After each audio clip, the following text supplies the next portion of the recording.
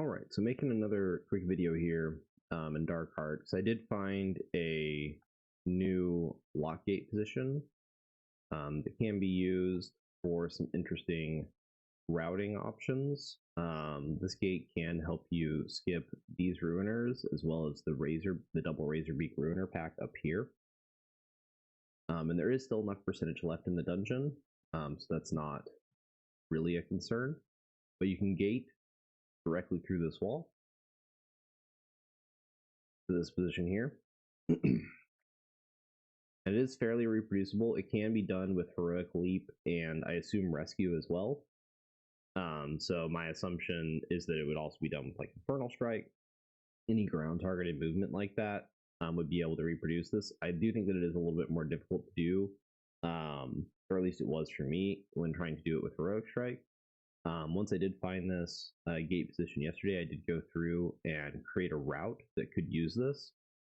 In my personal experience pugging this key, this group here, which is a fairly standard pull to pull all 5 of these together, which is 3 ruiners and the razor beaks, can be a pretty massive pain just to try and group up, because you kind of 2 options, which is to kick this ruiner onto these, and then you have the razor beaks kind of charging all over the place because they're not up against the wall, or you have to kick these 2 ruiners on top of this one with the razor beaks, so you can have your razor beaks charging into the wall and not running away too much.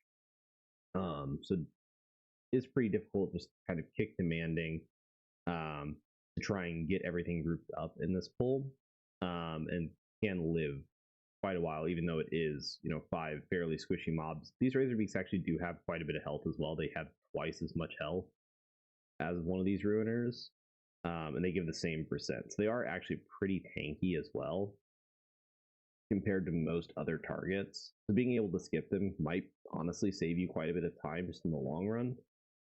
And so this route would just do a standard first pull, and then this is kind of like the pat, and I personally just kind of take this down, and stuff kind of just dies along the way into this ruiner, poisoner, screecher packs down here.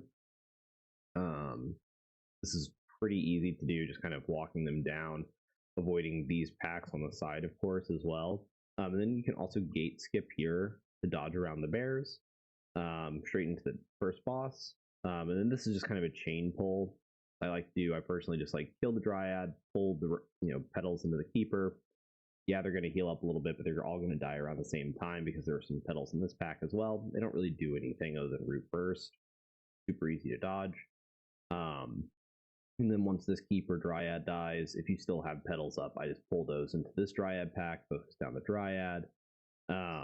Basically, you just want to make sure that you don't pull into this double keeper pack with any petals alive, but then also you'd want to pull these blossoms or petals from behind the house, which can be done with pretty much any tank ranged ability, because the house and wall right next to it don't create line of sight, so you can just kind of toss something back there to pull them.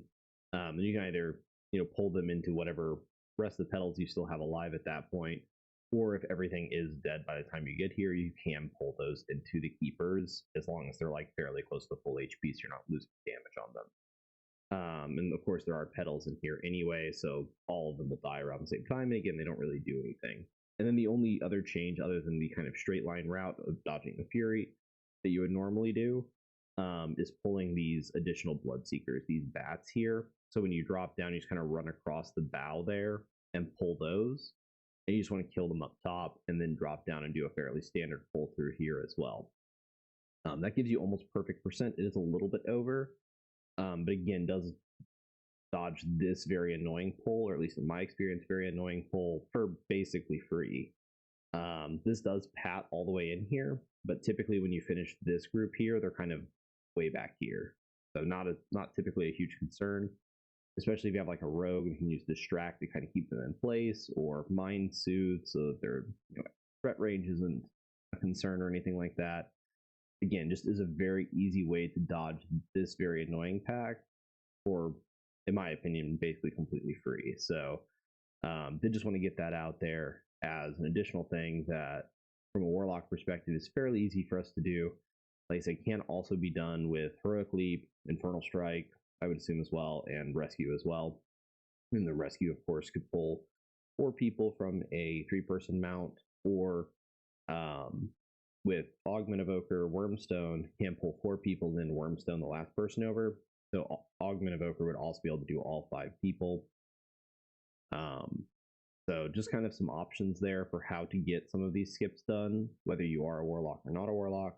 But like I said, did want to just go ahead and show that off real quick. Thank you very much for tuning in. I hope you enjoyed the video. If you did, please absolutely do check out some of the other content available on my channel, or catch me live at twitch.tv/Kadalis. Please follow so that you can receive live notifications for when I am streaming. And please don't forget to like, comment, and subscribe on the video.